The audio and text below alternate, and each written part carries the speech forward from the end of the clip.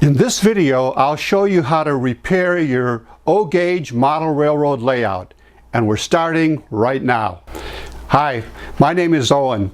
I'm continuing to build and expand my Lionel Polar Express traditional O-gauge model railroad layout. In these videos, I show you what I do and how I do it. This video is all about making repairs. Recently, I added a third track, elevated, to my Polar Express layout, and in doing so the demolition resulted in taking out two sidings connected to track number 2. In addition, I had to remove parts of a hill on my layout. Now it's time to repair the demolition damage. I'll be using a number of products to complete my repairs, and I'll be showing you how I use each of these products. After doing a few repairs, I'll be running the trains, so be sure to stick around to the end so that you don't miss that. Now let's get started. This is XPS Foam, Expanded Polystyrene, a lightweight plastic product that's commonly used in buildings insulation in home construction. It provides a great foundation for an O-gauge model train layout.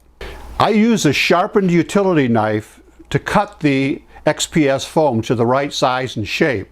I keep it extra sharp to ensure that I get clean cuts. I use Woodland Scenics foam tack glue to fasten the XPS foam to the layout.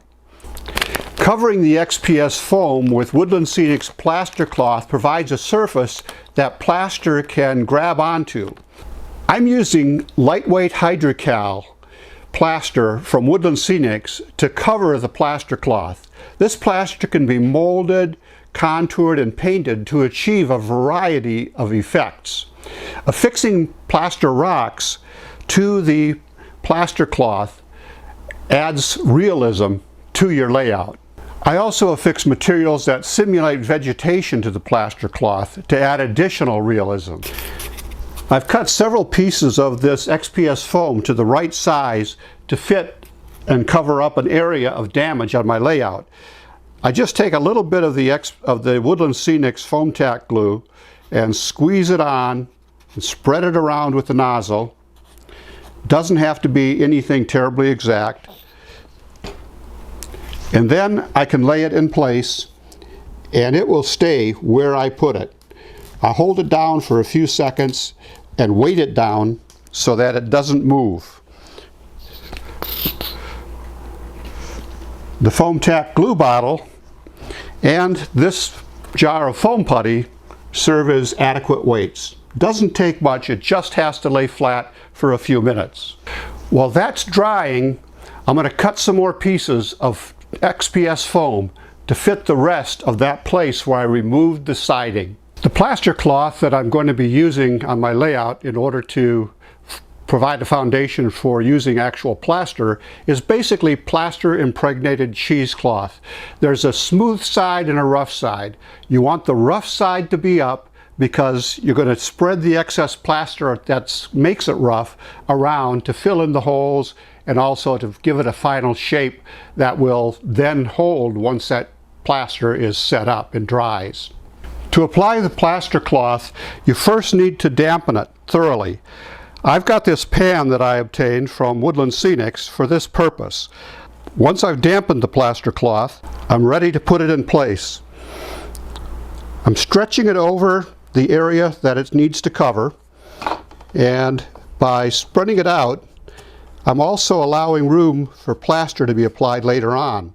Now as I smooth this out, it's going to bond with the XPS foam, and it will also bond with the plaster that's already here along the edges.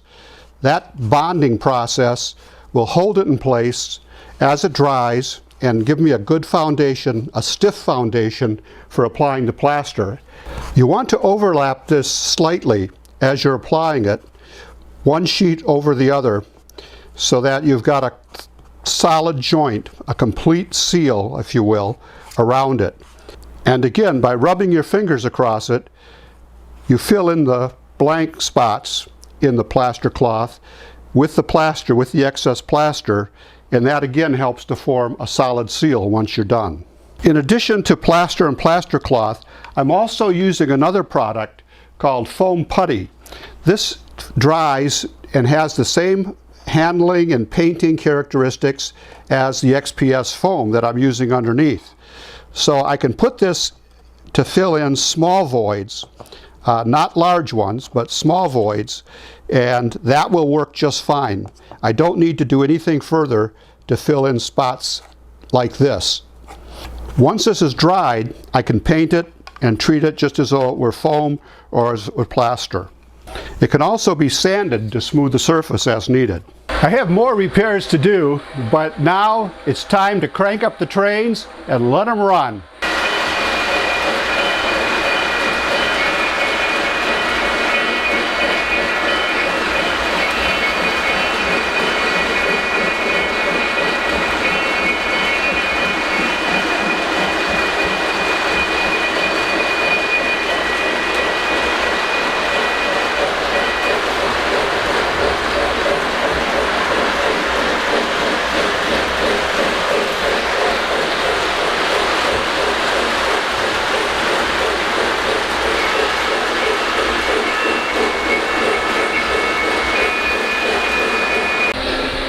The Polar Express trolley is proving to be a little bit of a disappointment to me. It is not 100% reliable. It sometimes will run, sometimes won't. Sometimes will stop and make an announcement, sometimes won't.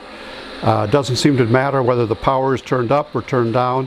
It just is really erratic in the way it performs. So I have to assume that that's a problem with Lionel's manufacturing as opposed to anything that I'm doing.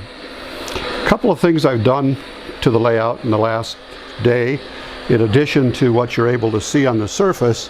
One is I've taken this connection wire here that was hanging down and twist tied around that post, and I fastened it down, covered it up with the conduit. I still have to paint it, but at least it's hidden and it looks a lot better.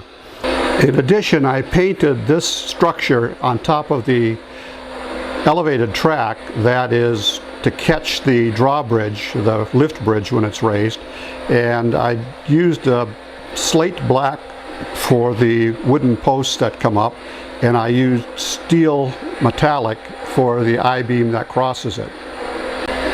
And with that, we'll call it a day. Thanks for watching. I appreciate your time.